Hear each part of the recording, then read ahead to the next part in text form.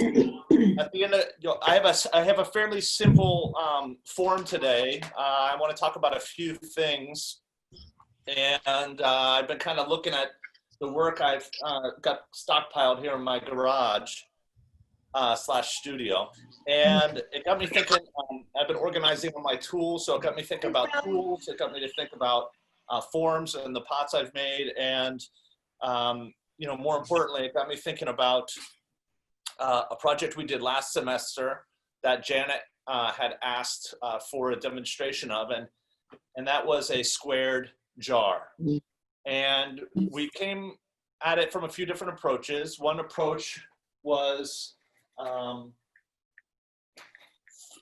one approach was actually throwing a pot and just squaring it off. So this was a thrown jar. You could see it's been fired. It's throwing clay and fired in reduction, and it's with Tamako. And you can see I got a little stamp here. Yeah. I'm going to make this. I'm going to spotlight this if you all don't mind. Sure. All right. So it's bigger, so I can see. I can't see what I'm doing. So what I have here is this is as I said, Tamako, and it is black. And one of the reasons why it turns out it's so black is because you could see it was not in a highly reduced area, right? See how pale that clay is? Yeah. Is that the throwing clay? Yeah, this is the throwing clay. So you could see No body reduction. Yeah, so there wasn't as much reduction. But look how black that came out, just gorgeous. I like it. Now that little ball of clay there, it's what you might call a sprig. What I did was I put a little ball of clay, like a pea, on the side of the pot and squished my stamp. For those of you that haven't been in my class before, I took a piece of wood, okay, I put it on a string so I could wrap it around my neck or whatever and never lose it. But this is just a piece of clay that a piece of wood that I carved an A. That's a lowercase a if you can't see it. Mm-hmm. All right. Okay. So what I did is I put that little P on there on the wet clay and then just pressed my stamp into it. Okay. So the reason I did that, and I did one on the lid as well. The reason I did that, so I know which way it lines up. Yep.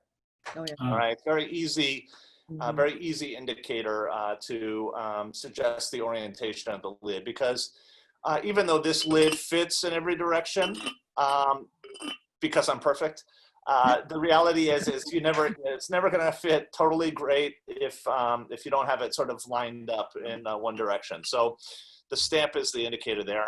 This lid was just a flat, like a plate. I threw a plate, and then out of the plate threw this part up, and you can see it's basically like a hollow handle, like a bowl. It's basically a bowl. And what's the top of the pot, the bottom like? Is there a rim on the? So this is called a gallery. Yeah. All right.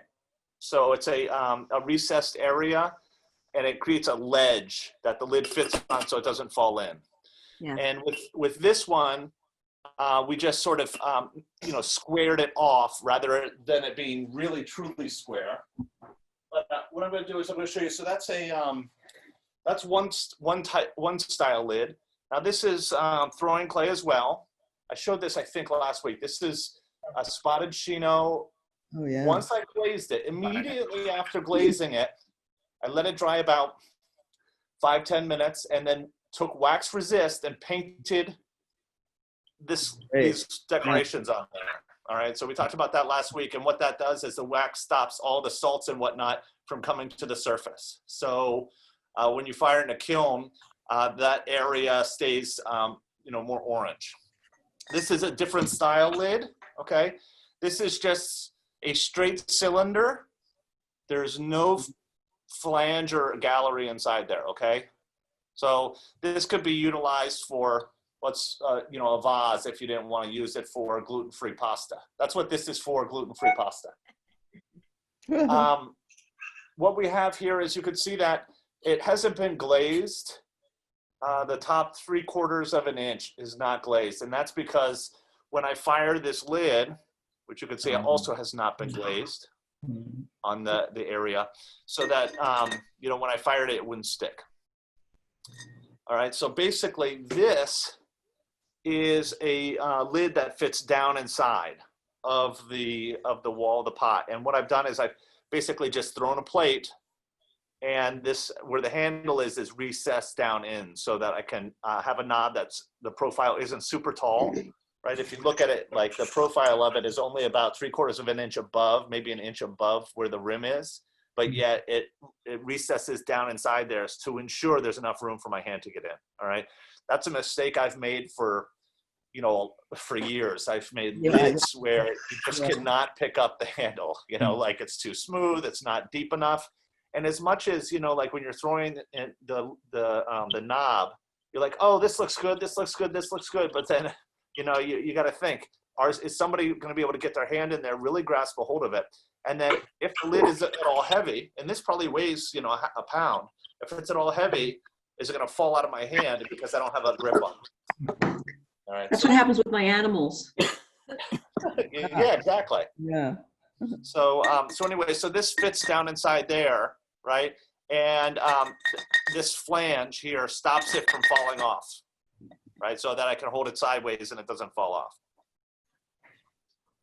Whereas this one, because of the gallery, the recessed area where the flange is, that stops it from falling off. I mean, it's going to fall off if you're not careful, but yeah, you get my idea. Then we have a lid that's kind of a combination. This is like a dome lid, okay? So it's just like what I did was I threw a bowl upside down. Right. Sorry, I threw the lid upside down, but it was a bowl on the wheel, and I threw it really thick, and then I trimmed, instead of trimming a foot, I trimmed the knob. Oh. So you could see that this is pretty close to not deep enough.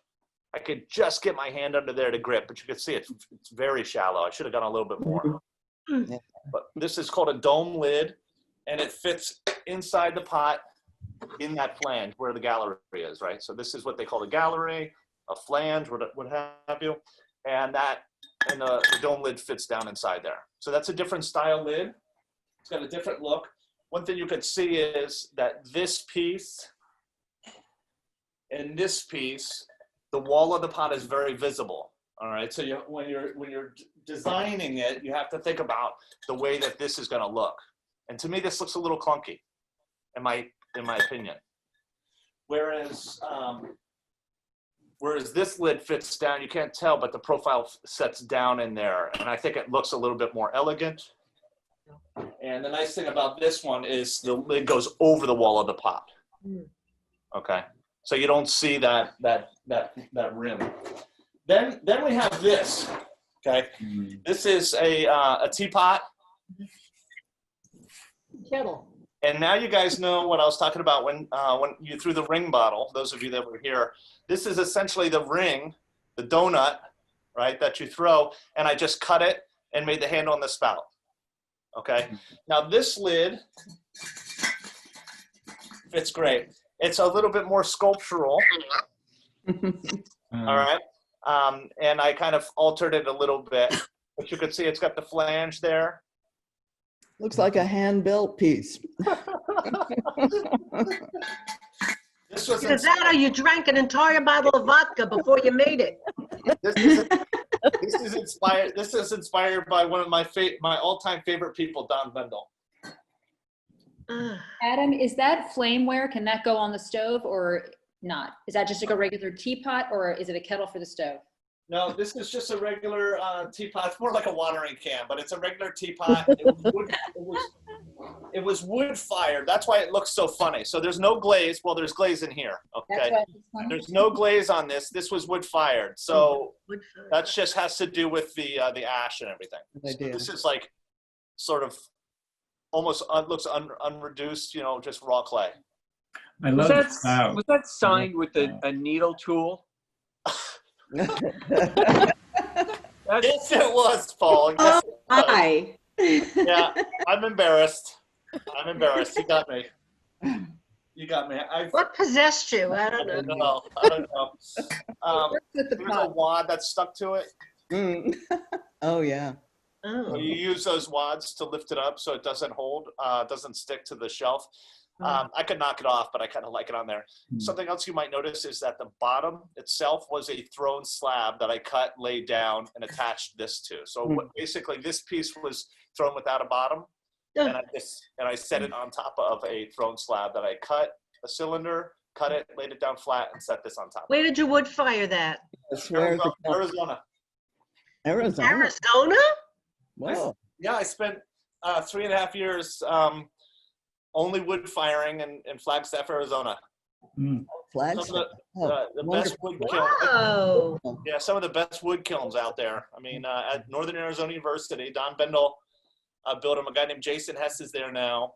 But they have two Anagamas, one that me and a couple of my friends built, and then a Noboragama, and a train kiln, a wood soda. I mean, they got everything there. It's just an amazing facility.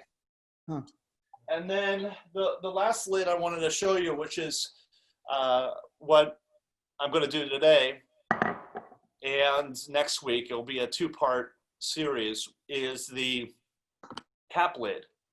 The cap lid is a pot that has no handle or knob, I guess I should say. And in this particular case, you don't have to do it this way, but you can see the lid, there's a flange here, and the lid fits down over top of it, and that flange helps keep the lid from falling off, right? I mean, it would fall off if you're not careful, but that helps keep it on there. And right? Now, this could be thrown 2 different ways. This could be thrown as a cylinder, and you just carve the flange in using a rib, and then you throw this upside down as a bowl, basically, or not really a bowl, but basically a bowl, and then you trim it, and then you put it on top, and voila. That's what Jeff did when he showed us his piece last week. Yeah. Remember? Yeah. Okay. I don't know if he's here today. Yeah, that's what I did. He's here. He's here. What I'm going to do today, though, is I'm going to throw it as one solid piece, and then use this tool to put a groove in it. So I'm going to throw it as one solid piece like this, and then push this into it like I did. This is you all sell this already, but I'm going to turn it into a squared piece. So I threw this, and then as it was spinning on the wheel, I pushed this in there to make that groove. And then once it gets to about leather hard, I just put a needle tool at the top of that, pop it off, and then I just have to carve this down a little bit, and then it fits perfectly. So this was thrown as one solid piece where I threw it and then closed the form. So that's what I'm going to do today. But what I'm going to do differently is then I'm going to square it. So I'm going to throw it today, let it set up. Next week I'm going to square it, carve the lid, and then fasten it. All right. But I really this was inspired by because Janet had asked last year for an example of some squared off pieces, and when I had made this, I just liked the shape so much and the form so much. I said I'm not going to do anything else to it. But I really it was a challenge that I wanted to do, and so I want to finish that. Beautiful. All right. Something else I wanted to show you, since I pointed out this piece of bamboo. This might be something that you all have access to, or maybe can do, while we're in quarantine or staying in place or whatever, is start making your own tools. All right. So what I did was I took a piece of bamboo and I just split it. Very simple to split bamboo, I realized. So I just split it, and then I just carved it with a knife to make a point. All right, this is a great tool. I really, really like it. I have a whole bunch of different kinds of bamboo tools. And one thing that could be a good inspiration, and if you don't know about this book, yeah, it's a great book. I think this might be the first ceramic book I got. I'm not sure, but I think it was. And it just so happened that Penny Simpson, who happens to be one of the authors, there's 3 authors, but one of the authors is a lady by the name of Penny Simpson.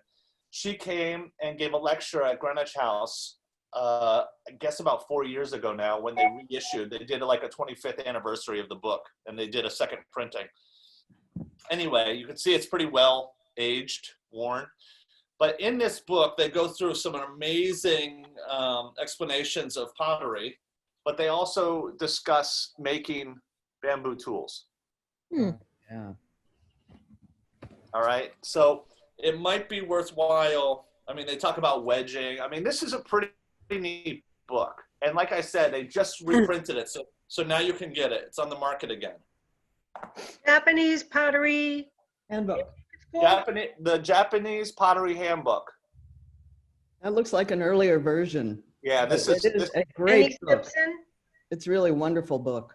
Adam, I got the book that you recommended for last week, The Craft and Art of Clay. Oh, I yeah. got a 4th edition for reasonable amount of money. I can't say that the newer editions have anything. I haven't read it cover to cover like each edition, so I don't know what the new edition has.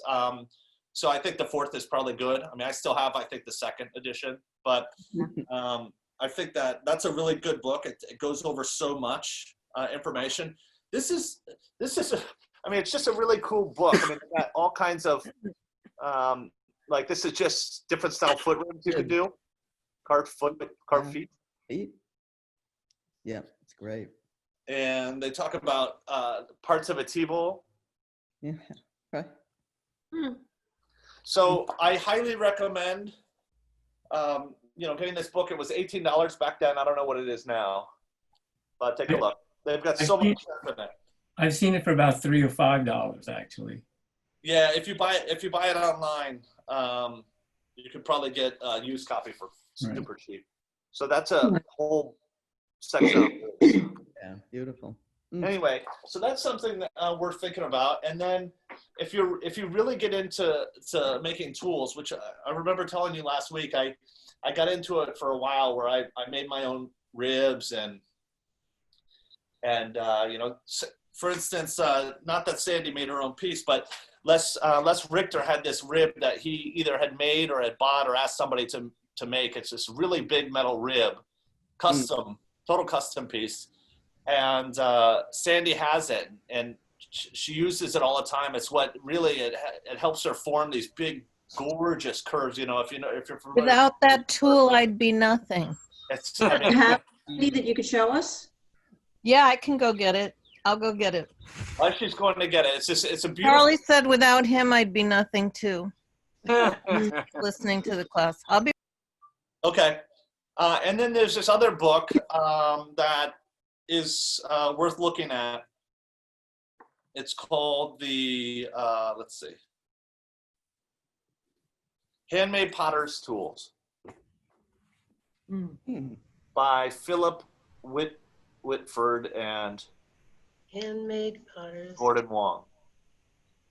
Now this is a pretty thick book, and I don't know. I mean, there's a lot of writing. If you read, there's a lot of writing. I got it used, but Who's the author of that? they got some really. Oh, sorry. It's by Philip Whitford Philip and Gordon Wong. Whitford. Okay. So you might be able to find this used. I don't know what. I think it was made in it looks like an 80s. But they talk about making that hakame brush. Remember when we went over the hakame brush before? And they go over roulettes, wooden paddles. Namiko, they have a chattering tool. Namiko was here. I don't know if she's still here, but yes. they have a chattering tool. It discusses why it works and how it works. So you could learn a little bit. Actually, they've got 2 pages on that here. Do you see that, Namiko? Oh yeah. Yeah, wow. That's cool. So the principle of this tool is the metal, depending on how fast the wheel's going and how springy the metal goes, how springy the metal is, as it spins, it hits the pot, makes a chunk, and then springs away and then comes back. And so it creates this really rhythmic pattern. Anyway, so there's a lot of different tools in here. Here's that cord. We did this last week. The rope. Yeah. Oh, yeah. that talks about how to do it. So anyway, another tool, another book. I mean, I have all these crazy books, and now's been a time where you can really read through them and start stockpiling some tips. Just like these videos. It's I know you can't actually. Most of you don't have access to the wheel, so you can't apply it, but it's just something to add to the wheelhouse. It's something in the subconscious that you could keep away and later pull out when you need it. But those books, Adam, yeah. here's my Here. tool. Let me show you. Let me show you, Sandy. Anyone who's ever sat near me has been offered this, right? For any kind of side. what? Turn it facing us. Yeah, so we can see the shape. Oh, and it's Yeah, metal. it's a great tool. And the thing for me is if I'm making a really curvy, which is what I do, I can run it up, back and forth along the side, and I can do the inside. I mean, it's all its beauty is how flexible it is, because you can just turn it and cut any kind of small little curve. Beautiful. Really It nice. Yeah. changed my life. So thank you, Les Richter. I think it's always worthwhile trying, different tools, seeing what works. I mean, I've had hundreds and hundreds of tools, and I try them, and sometimes I don't use them, and then I go back to them. I have my old faithful here, the green number 3. I always talk about Cheryl tools. Michael, Cheryl, if you're watching, if you want to send me some freebies, that's all right. So the green number 3 is one of my favorites, and but I've also been using this one. Yeah. And then I talked last week about this one. This one used to be blue. It's now black. I think I left it in the bottom of a buck clay barrel for 20 years. Hey, Sandy, have you talked to Dolan lately? Dawn? Dolan.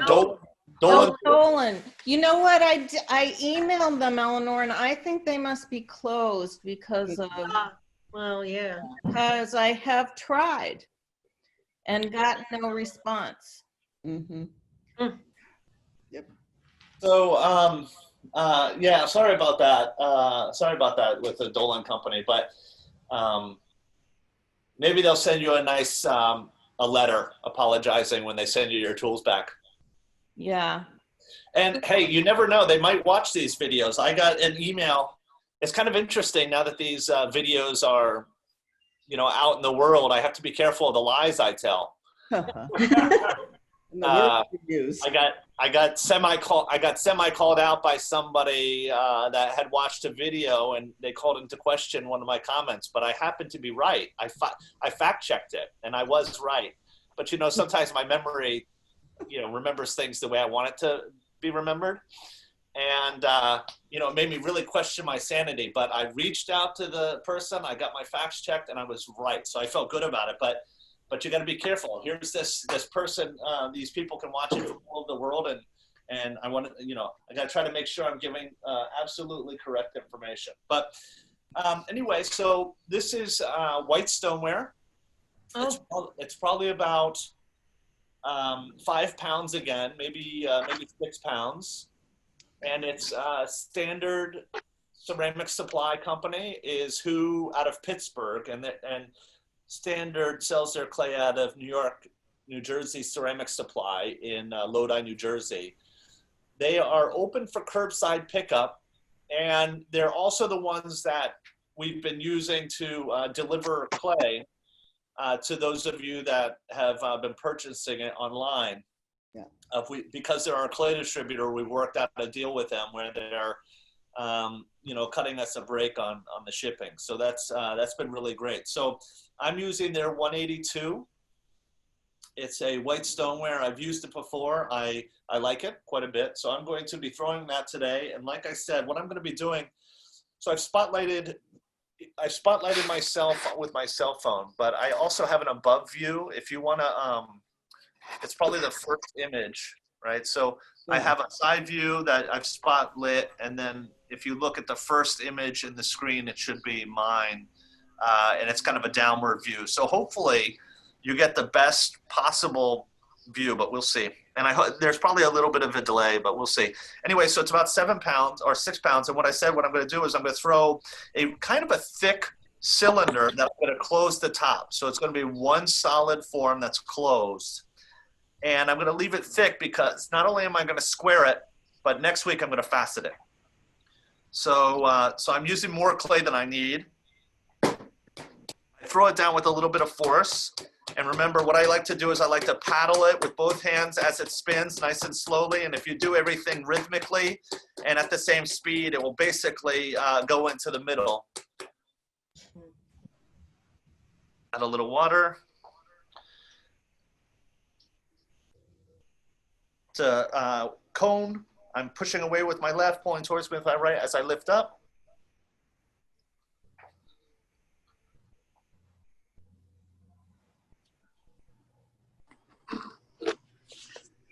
Now this is, now that I'm throwing, this is way more clay than I really need. But like I said, I'm going to facet it. I'm going to leave it a little thick.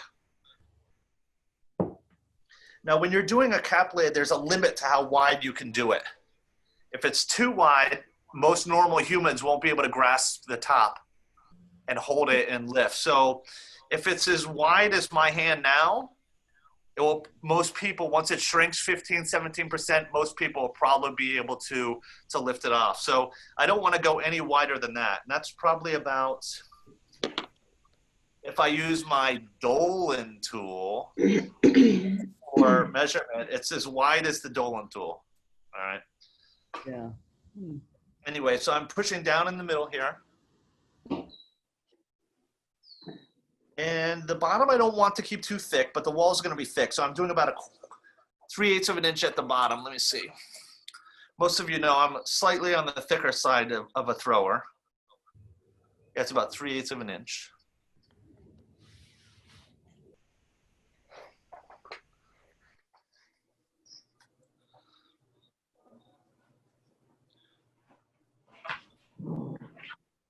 So, like I said, I'm going to make this so it's about as wide as my hand is. So when the cap is fired, it's from 17%. I can pick, you all should be able, normal hands should be able to pick it up, no problem. I'm going to squeeze, hold, and lift up. Now remember, this is going to be one closed form, so I got to leave a lot of clay at the top so that I have plenty to close the form off.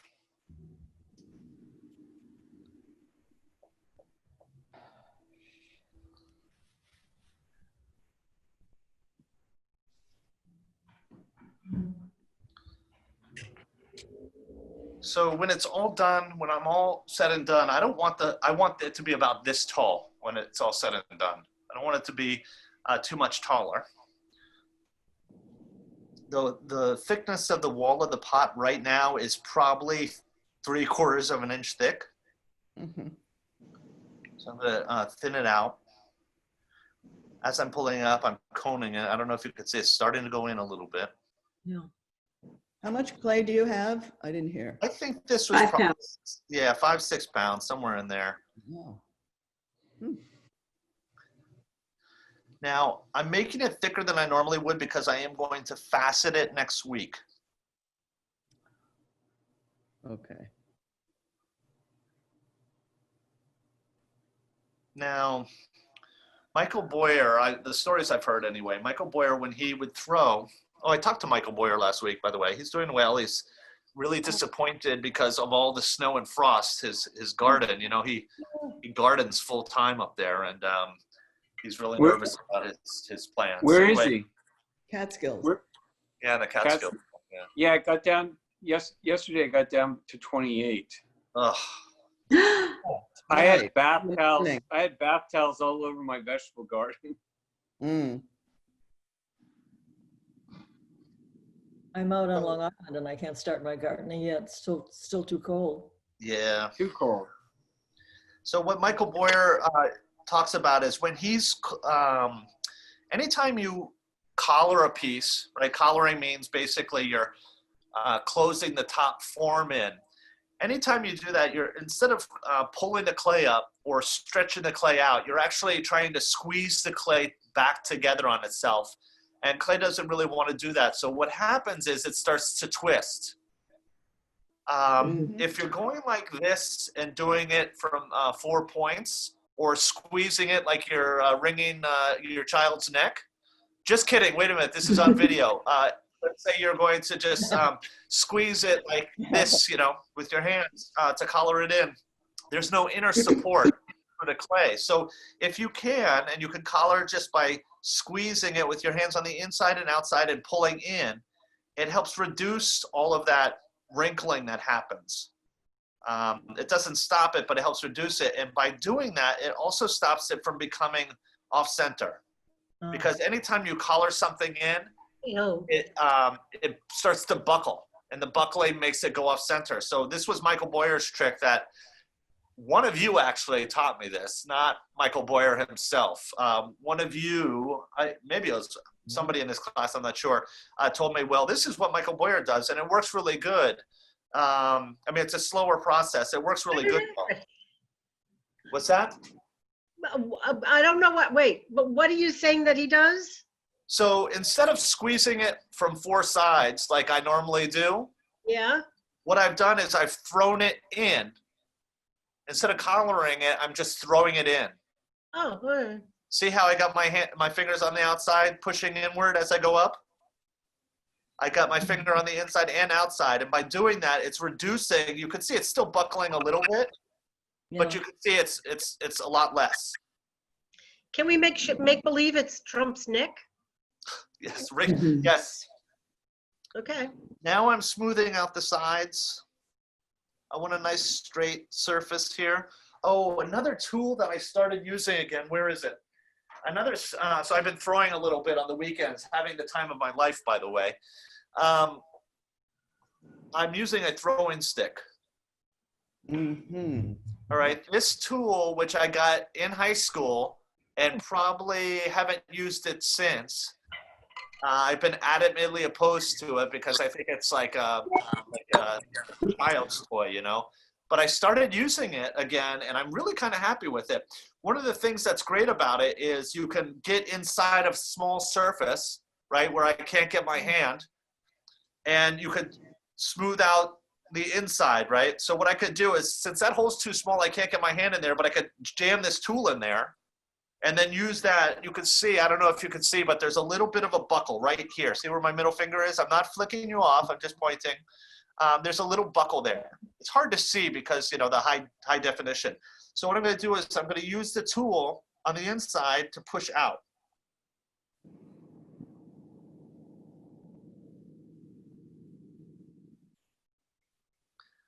Because what I essentially want is I'm gonna essentially make a box through the faceting and through the forming of this piece. I'm essentially gonna make a box. So now I have this nice flat area here that I'm happy with. Now I need to finish closing it off. So I'm gonna start from the edge here and slowly just pull it in.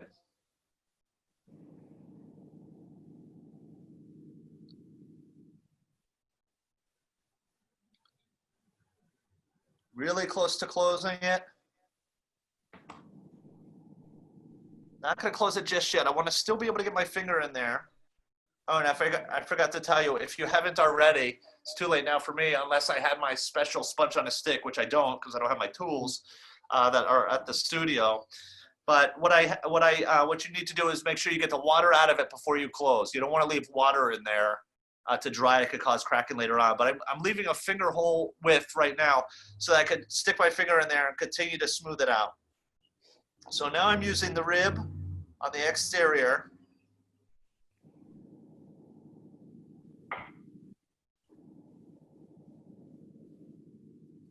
And by doing this, it's compressing it. It's making it stronger.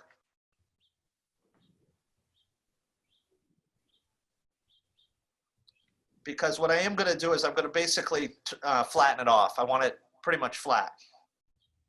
So I want it nice and strong. Once the air's caught in there, it really helps support it so that I can flatten it off. All right, going back to closing it. Squeezing in, squeezing in, squeezing in, squeezing in. So now it's almost closed. It's about a pencil size open. Don't get dizzy. I'm going to move the camera so you can see. Don't get dizzy. Mhm. Yeah. Okay. Almost closed.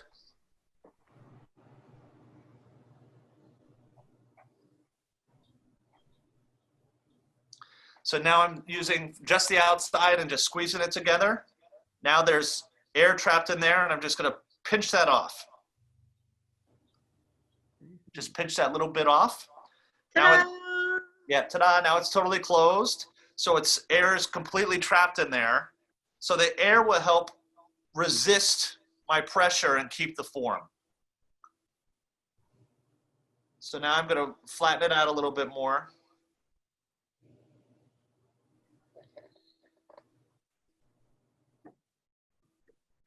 And those walls are about 1/4 inch.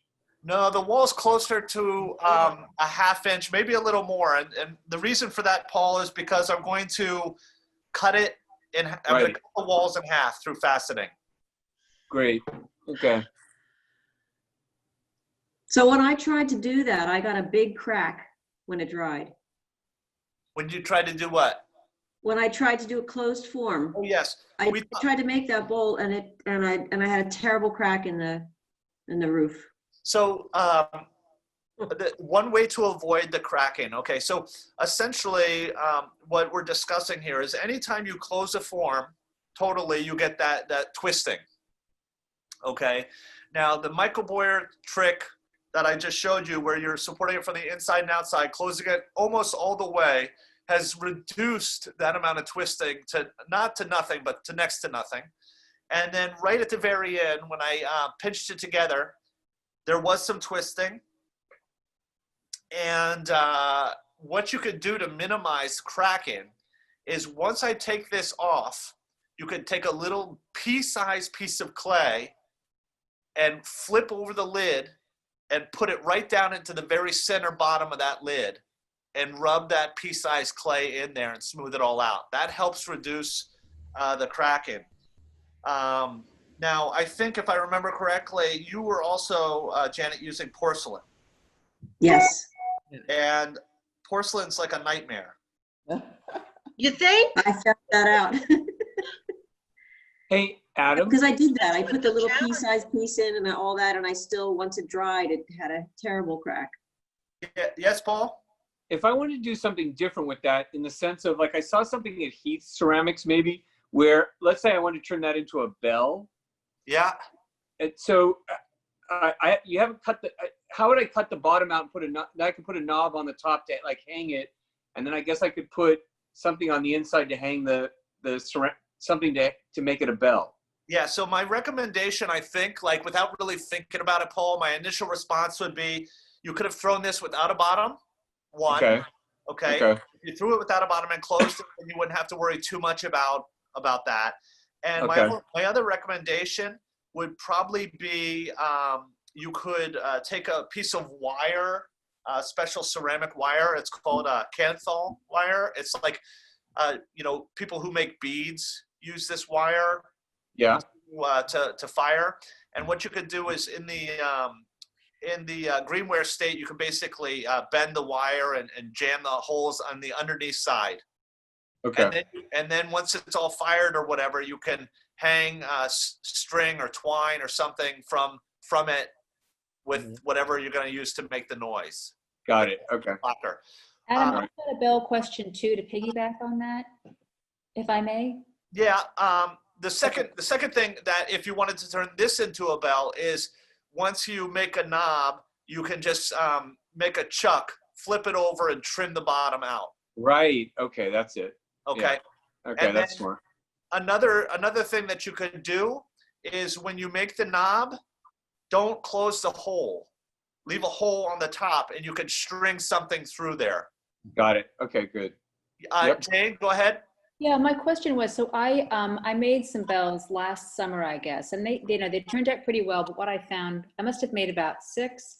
I found that like 3 of them at least, when I fired them, with them standing on the hollow bottom, right? So the way a bell is normally oriented.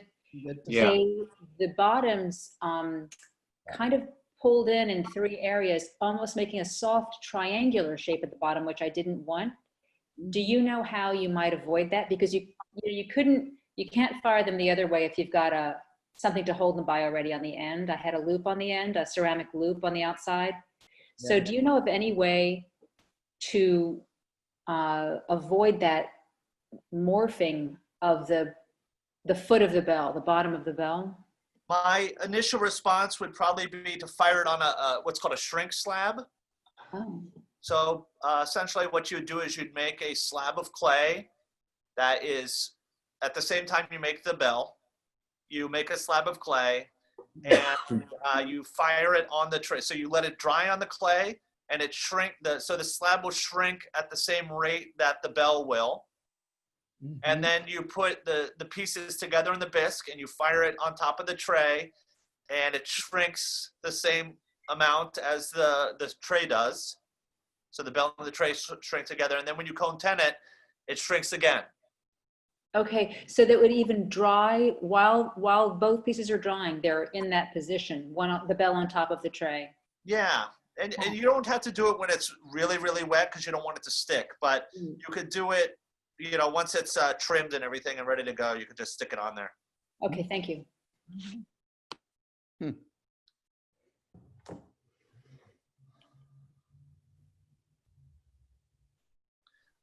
Anyway, so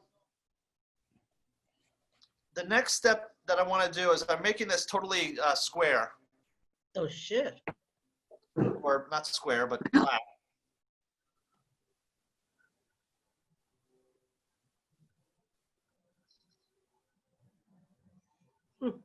Just for fun.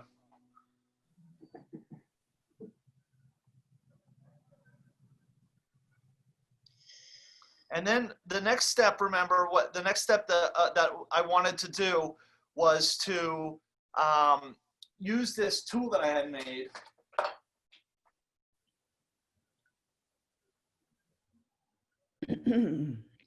Okay, and you could really use anything.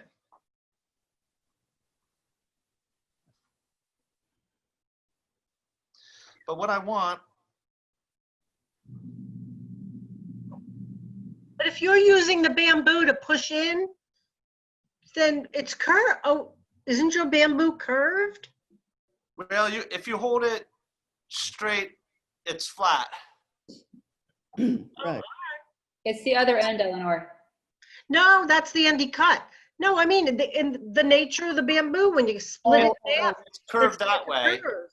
It's curved that way, but it's flat that way. All right, See? got it. All right. So Todd Marchard always used a piece of a clothespin. Yeah, you could use. Yeah. Huh? Whatever. That's a good idea. You could use a clothespin. You can use your. Last time you weren't. Last time in class, I used the edge of this tool that had been ground down. I don't know if you remember that, but yeah, a clothespin will work just fine. I have this here. Wait, before you do that, wait, can you just show us the top? Because it looks to me from this angle that it's sort of, there's a dimple in the top. Yeah. Oh yeah, there is. It collapsed on me. Ooh. Yikes. I'll have to push it back from the other. Mm-hmm. I'll push it back once we cut it. Okay. So Adam, It pushed in. when you domed it, you completely closed it, and then you popped it open a little bit so that you could bring it down flat and let the air out. Yeah. Okay. Uh-huh.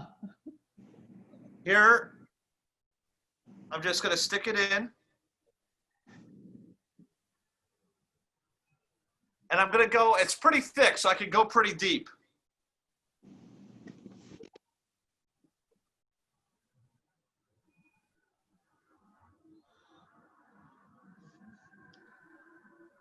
I'm going to say that is about a little bit more than probably a quarter inch deep. Mm-hmm. Now you can do that when it's you could do that when it's a little bit drier. I did it right now, but you can do it when it's a little bit drier. And I'm just going to smooth off these edges.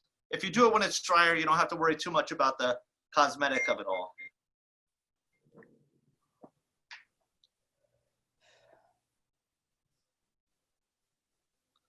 Because you'll just go back and forth like I'm doing now.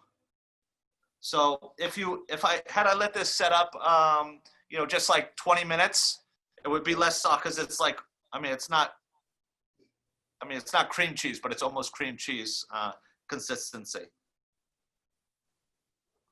Anyway, so I want a nice smooth surface, and once it dries a little bit more, I'll go back in and I'll clean that area up, and then what you'll do, okay, and I'm just going to show you this, but I'm not going to do it right now. Then what you'll do is you'll take your needle tool, all right? Now by pushing that in with that tool, I'm creating the I don't have an example of it here. Oh yeah, it's right here. So by pushing that in, I've created the flange. Okay, so that push in is this part, the clay part, okay? And then what I'm going to do is cut it at the highest point, which is right here.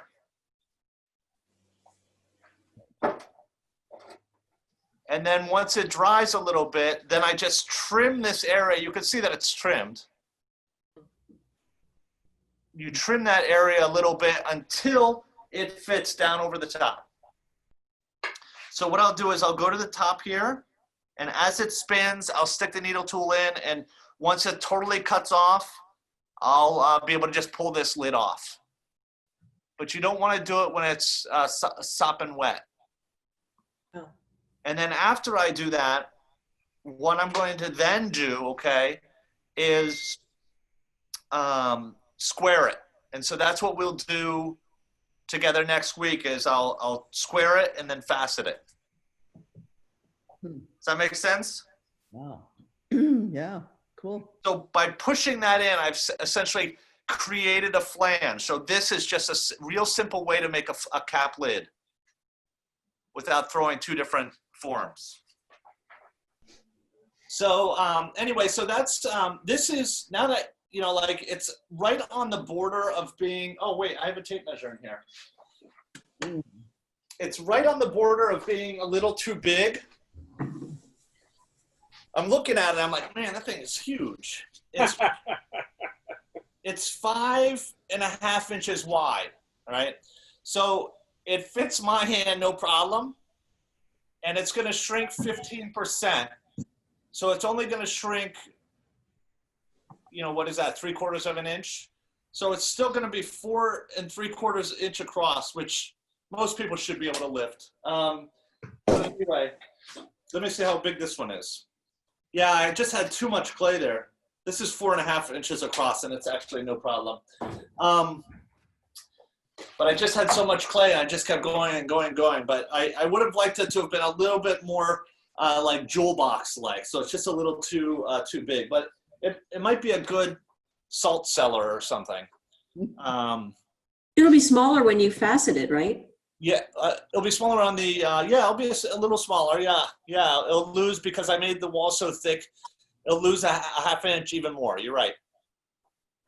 Because you know, when you facet, what I'm gonna do is I'm gonna square it just by poking the corners out from the interior. And then I'll take my cheese tool. You can also use a Dolan tool. But I'm going to use my cheese tool. Let's see where it is, my cheese cutter. Use my cheese cutter. See that nice tight, well, this isn't that tight, but nice tight line, and I'm just going to cut looking vertical straight down. So that's what we'll do next week. If you want it to be, I mean, you could do it when it's, you could facet when it's wet. When you facet when it's wet versus when it's dry, it just has a different look. Not that one is better than the other necessarily. You just have to, you know, decide, you know, if you do it while it's wet, it's going to look, you know, more fresh, more organic, less geometric. And if you do it when it's a little bit drier, you can get much more rigid edges, much more precise, much more perfect. It really depends on what you're looking for, what you're looking to achieve. Would it be a problem, Adam, if you faceted a box with a lid with them in place when it's wet? Is there a hazard that you're going to kind of get the two reconnected, sort of? Is that a problem? I've never done it. So when you're faceting something that has a lid, in most cases, you would have already thrown and trimmed everything so it fits, right? Yeah. So at that point, it's already a lot drier. Mm-hmm. But if you're going to facet like most normal people would facet, say, like a vase or something, and what they'll do is they'll throw it and facet right away when it's wet. Mm-hmm. But if you're throwing a lidded form, and even this one, I can't facet now because I haven't cut it free from the pot below. And if I facet it now, once I have to go and trim the inside, it might mess up the flange and everything. Right. And yes, it wouldn't stick, but when I go to collapse it down on top of each other, the lines might not line up as well. Yeah.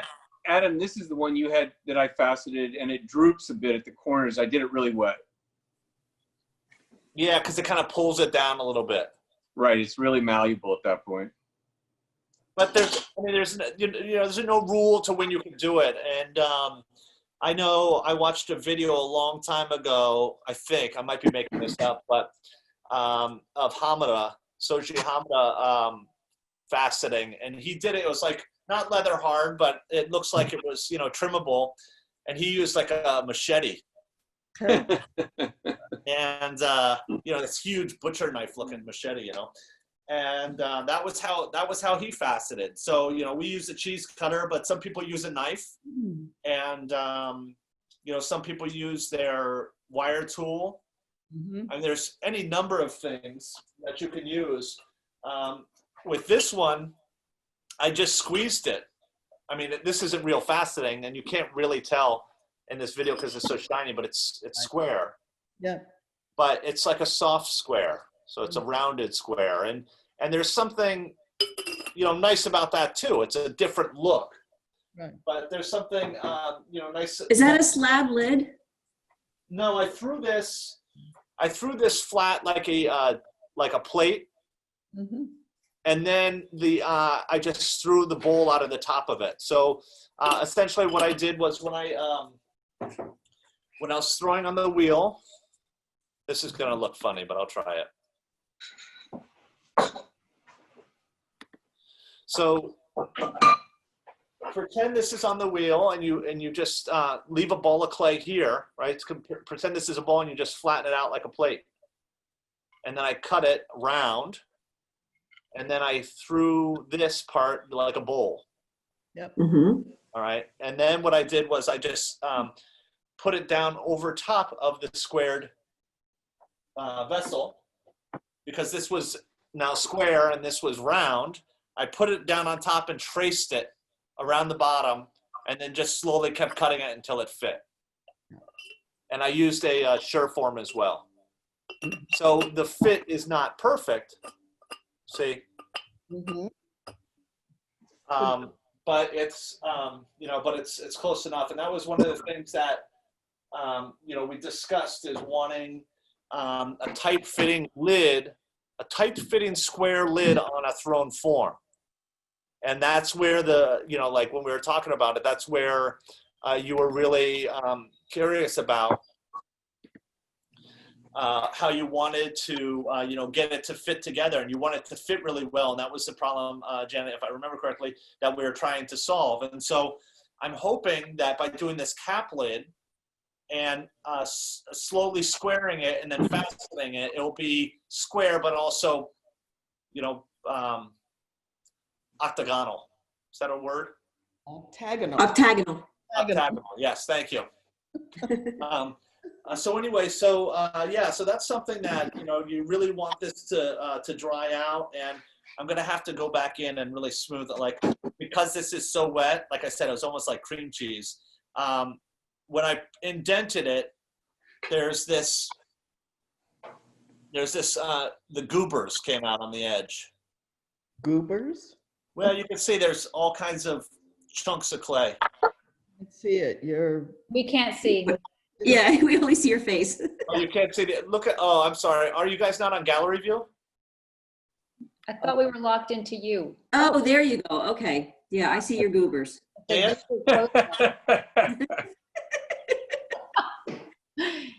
Okay, good. so anyway, so that's something that I'll have to work on to clean them up. Oh, okay. So now for everybody's, the whole point of this class is show and tell. And although I've showed and told already for the last hour, I'm going to start off with an early piece that I had purchased, I think in 2002 or 2003, made by our very own Julie Terraceman.